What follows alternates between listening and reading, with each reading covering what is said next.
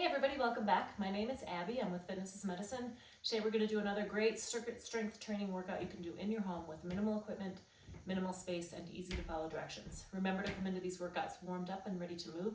5 to 10 minutes of a cardio workout just to get your heart rate up a little bit, get your muscles and joints warmed up for movement, and your mindset ready for movement. Okay, so today we're going to need one dumbbell that's a little bit heavier, a chair, a fitball if you have one, and then a Bosu ball if you have one. If you don't, you can do it on the floor or on the edge of a chair. Okay, so we're gonna start with push-ups today. It's been a little while since we've done those. Remember, you can always do them at the wall, at a counter. You can even use your treadmill for something like that. Lower down and use a bench, or you can lower down to the floor. Remember, your hands are directly beneath your hip or your shoulders, and lower all the way down, press back up. Breathe out as you press up. 5, keep your tummy nice and tight.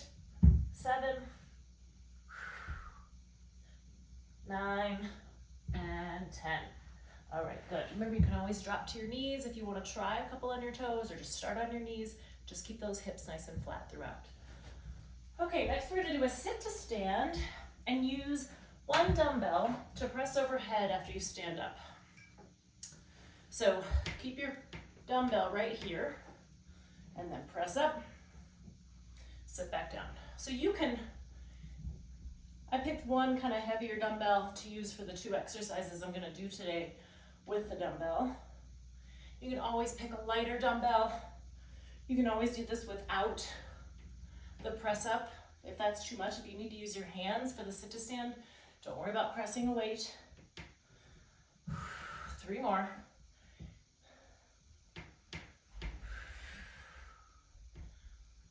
Last one, and down. All right, good. Now I'm gonna keep this, move my chair out of the way, grab my ball. What we're gonna do is we're gonna come out to a bridge on the ball, and we're going to do triceps. They're called skull crushers, but you obviously don't want to do that. That's what they're called, just because you lower the weight down to your forehead and back up. So nice and slowly here. You want to keep your elbows in the exact same position throughout. So they're perpendicular to the ground. Keep those hips nice and high, squeezing those glutes. Straight back up. And 10.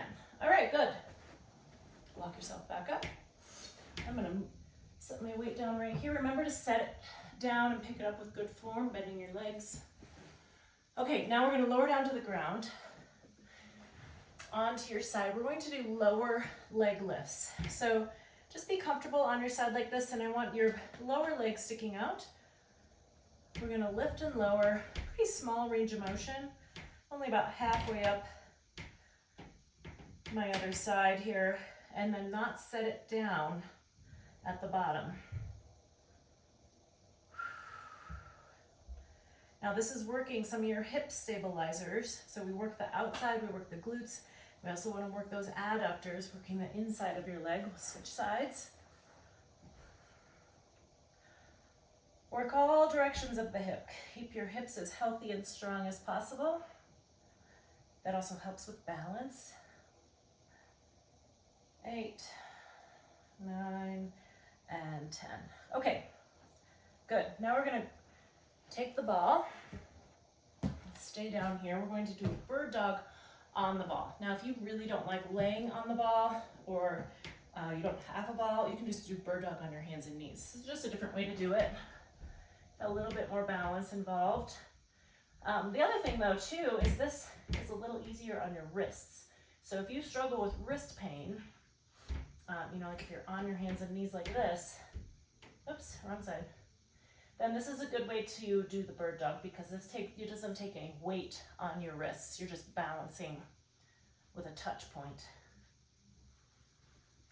Reaching straight out to the opposite sides of the rooms. Breathing. You really have to control your breathing when you're on a ball like this.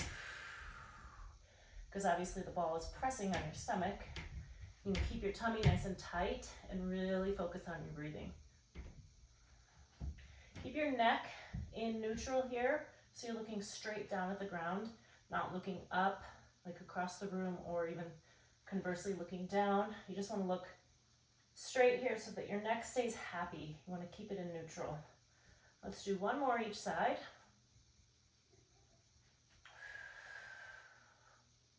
And rest. Good.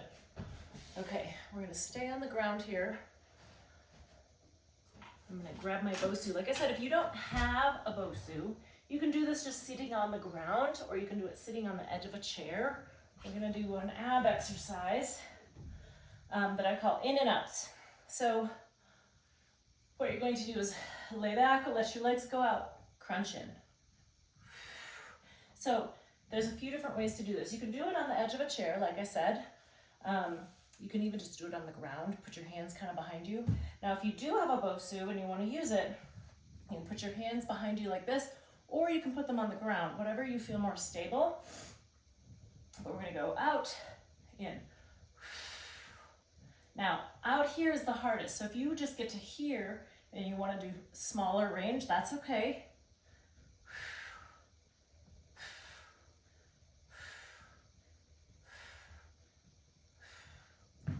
All right, good. Go through these 1 or 2 more times each. Add a little cardio in between, get that calorie burn up, get your heart rate up, and then follow with a good cool down and stretch. If you have any questions or need any modifications, please feel free to reach out either privately or leave a message in the comments, and we'll see you next time. Have a great workout, everybody. Thank you.